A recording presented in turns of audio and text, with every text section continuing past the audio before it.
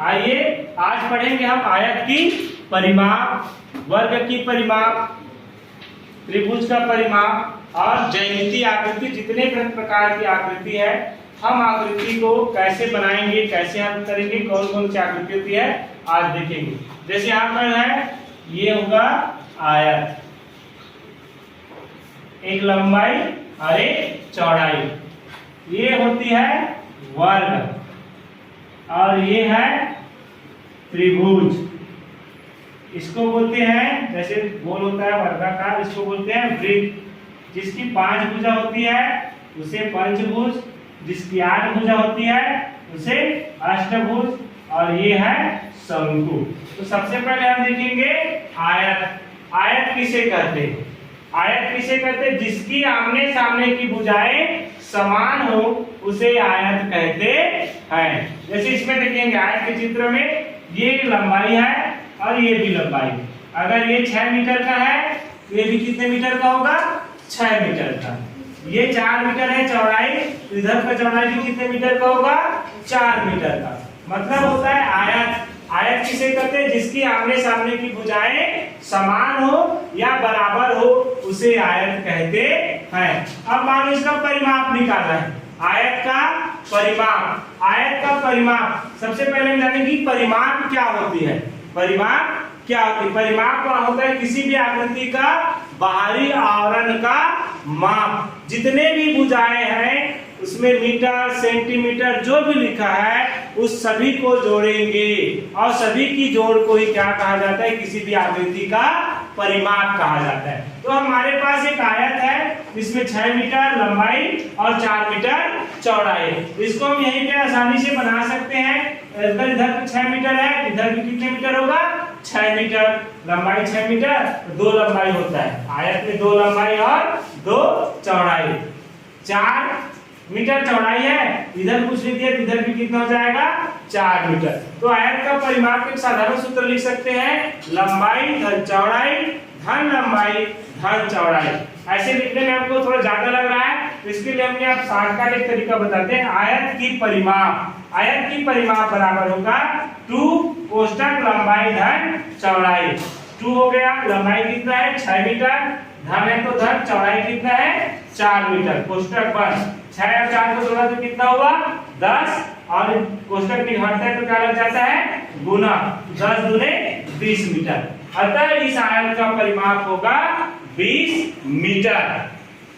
इसी तरीका से हम किसी भी आकृति का परिमाप निकाल सकते हैं। सबसे पहले हमको परिमाप के अर्थ को समझना है कि परिमाप क्या होती है। परिमाप मतलब होता है कोई भी आकृति का बाहरी आवरण। जैसे ही परिमाप शब्द आया हमको समझ जाना है कि उसकी बाहरी आवरण, बाहरी आवरण मतलब उसकी भुजाएं कितने मीटर की है, कितने सेंटीमीटर की है, उस सभी भुजाओं के योगफल को कहते हैं परिमाप। सभी भुजाओं के योगफल को परिमाप कहते हैं। अब इसके बाद देखिए कि आयत की क्षेत्रफल। हम आयत का क्षेत्रफल, जैसे हमने परिमाप देखा, परिमाप मतलब होता है बाहरी आवरण, और क्षेत्रफल मतलब होता है उसकी अंदर की भाग, वह कितने जगह घेरती है, इसके अंदर कितने जगह घेरती है। तो आयत का क्षेत्रफल बराबर होता है, आयत का क्षेत्रफल, आयत का क्षेत्रफल बराबर होता है लंबाई गुणित चौड़ाई। ये होता है लंबाई गुणित चौड़ाई। लंबाई कितने मीटर है? 6 मीटर, गुना चौड़ाई कितना है? 4 मीटर।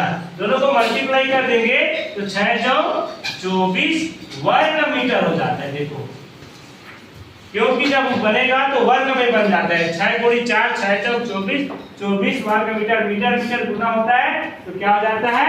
वर्ग मीटर। जैसे आप चित्र में देखेंगे 6 और ये 6 और ये 4। इसको क्षेत्रफल कैसे? ये जैसे हमने देखा, ये बाहर का वातावरण जो है बाहर का परिमाप बोलते हैं, और अंदर के भाग को क्या बोलते हैं? ये 6 मीटर और ये 4 मीटर। इसका क्षेत्रफल कैसे समझते हैं? तो अगर इधर ये 4 मीटर है, 1-1 मीटर में कितने भाग हो जाएगा? 4 भाग हो जाएगा। 1 2 1 2 3 और ये 4। इधर कितने हो जाएगा 6, 1 2 3 4 5 और ये 6। और यही होता है उसका क्षेत्रफल। 1 2 3 4 5 6 6 24। ये मीटर क्या हो गया वर्ग मीटर। ये अंदर में कितने भाग देता है 24 वर्ग मीटर। ये होता है इसका क्षेत्रफल। परिमाप हमने यहाँ पर देखा था। परिमाप मतलब होता है सभी भुजाओं का योगफल। 6 मीटर, इधर 4 मीटर, इधर भी 6 मीटर, इधर भी 6 मीटर, इधर 4 मीटर, इधर 4 मीटर। 6 4 10, 6 4 10 10 10 20 मीटर। इसमें वर्ग मीटर नहीं होता। और इसमें कितना हो जाएगा 24 वर्ग मीटर। इस तरह से हम आयत का क्षेत्रफल और आयत का परिमाप आसानी से बना सकते हैं। आयत का परिमाप बराबर होता है 2 कोष्ठक लंबाई धन चौड़ाई, और आयत का क्षेत्रफल बराबर होता है लंबाई गुणी चौड़ाई।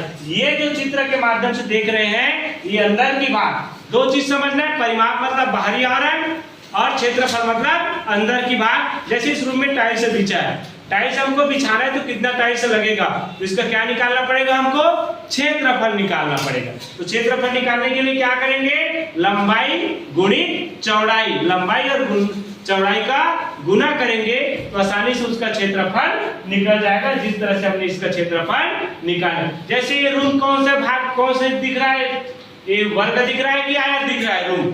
ये इसका लंबाई ज्यादा है और चौड़ाई कम है, मतलब यह जो रूम है क्या है, एक आयत है।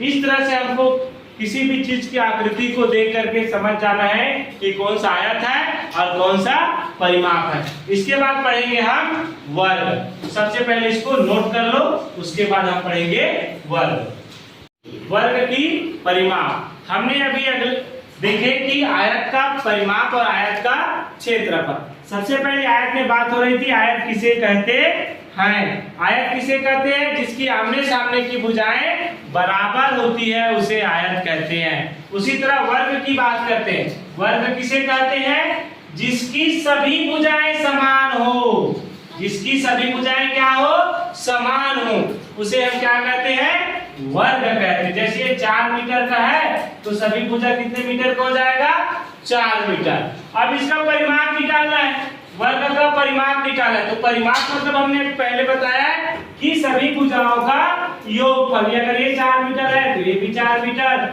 ये भी 4 मीटर, ये भी 4 मीटर, क्योंकि यह चित्र कौन सा चित्र है, वर्ग है, जिसकी सभी भुजाएं समान हो। जब इसको जोड़ेंगे तो 4 4 8 8 4 12 12 4 16, ऐसे आसानी से हम निकाल सकते हैं। लेकिन इसको एक सूत्र के माध्यम से निकालेंगे कि वर्ग का परिमाप बराबर, वर्ग की परिमाप बराबर क्या होता है। वर्ग की परिमाप बराबर होता है भुजा गुणित 4, भुजा गुणित 4। भुजा कितने मीटर का है, 4 मीटर लिखेंगे भुजा की जगह, और गुना 4 तो ये जाएगा कितना, 4 4 16 मीटर। इस तरीके से हम वर्ग की परिमाप आसानी से निकाल सकते हैं। वर्ग का क्षेत्रफल देखेंगे, वर्ग का क्षेत्रफल, वर्ग का क्षेत्रफल। जैसे हमने परिमाप का क्षेत्रफल देखा, परिमाप का क्षेत्रफल मतलब होता है अंदर की भाग, और परिमाप मतलब होता है बाहरी आवरण। वर्ग का परिमाप मतलब सभी भुजाओं का योगफल हो गया, और वर्ग की क्षेत्रफल बराबर होता है उसके अंदर की भाग के चित्र के माध्यम से आप समझेंगे। जैसे कि ये वर्ग है, ये 4 मीटर है, तो इसकी सभी भुजाएं क्या होती है, 4 मीटर, क्योंकि इसमें लंबाई चौड़ाई नहीं होती, क्योंकि इसकी सभी भुजाएं समान होती, वही लंबाई होती है वही चौड़ाई होती है। तो ये हो गया 1 2 3 और ये 4। इधर से भी करेंगे तो 1 2 3 और ये 4। अब 1 2 3 4, 1 2 3 4 मतलब 4 4 16। तो वर्ग का क्षेत्रफल बराबर होगा भुजा गुना भुजा। भुजा कितने मीटर का, 4 मीटर का, सभी भुजा 4 मीटर का है, तो भुजा गुणित भुजा 4 गुणित 4, 4 4 16 वर्ग मीटर। इस तरीके से हम आसानी से वर्ग का परिमाप